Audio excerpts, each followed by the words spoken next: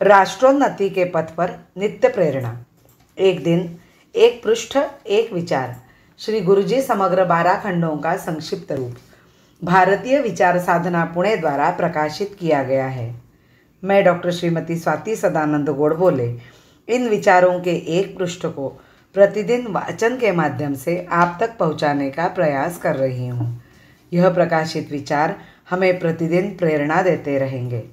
आज दिनांक 29 सितंबर का विचार।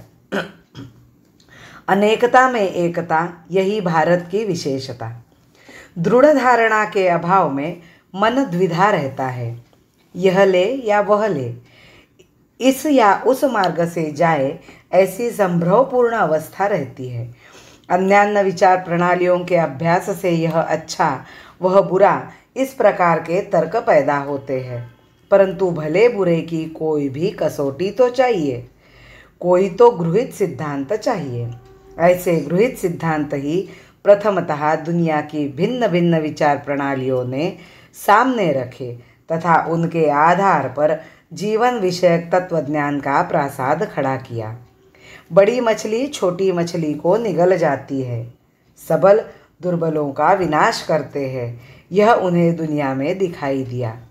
इस एक साधारण घटना के आधार पर भिन्न प्रणालियाँ निर्माण हो सकी। जीवो जीवस्य जीवनम की पाश्चात्यों ने संपूर्णतः सत्य ऐसा गृहीत सिद्धांत माना। यह अनुभव मानते हुए भी विचारवंत मनुष्य ईश्वर तक पहुँच सकता है, इस पर श्रद्धा रखने वाला, समष्टि रूप में ईश्वर का साक्षात्कार कर सकने वाला भारतीय दार्शनिक ऐसी समन्वयात्मक रचना करने का प्रयत्न करता है जिससे सबको सुख और सुरक्षितता मिल सके। मछली में भी उसी चैतन्य का अंश है, ऐसी उसकी समदृष्टि रहती है।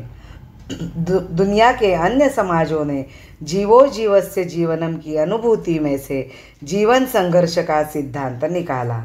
जो योग्य है वे जिएंगे और जो अयोग्य है वे मर जाएंगे तथा इस संघर्ष में से दुनिया की उत्क्रांति और विकास होता रहेगा, ऐसा सिद्धांत निर्माण किया तथा वह मनुष्य पर भी लागू किया।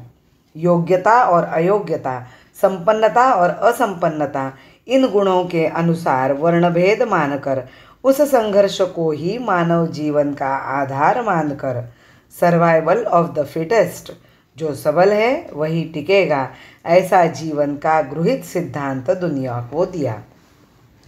दूसरी ओर भारतवर्ष में समष्टि एक ही है। यह भावना और समष्टि की संपन्नता के लिए समन्वय, सहयोग, अन्यों जैसा अनुभव अपने को भी होगा, ऐसी अंतःकरण की पात्रता अर्थात सहानुभूति के आधार पर जीवन की रचना करने का प्रयास हुआ। चिरंतन संघर्ष पर जीवन आधारित है, इस कल्पना पर जीवन रचना का प्रयास दुनिया के अन्य लोगों ने किया। इसके विपरीत प्रकाश अंधकार, योग्य अयोग्य, संपन्न असंपन्न, विरोध या द्वंद्व एक ही तत्व से निर्माण हुए हैं। एक ही वृत्ति के वे भाव अभावात्मक परिणाम है। यह एकता का सूत्र अनुस्यूत कर भेद में भी अभेद बतलाने वाली, एकता देखने की शिक्षा देने वाली प्रवृत्ति को ही जीवन का आधार भारत के विचारकों ने निश्चित किया।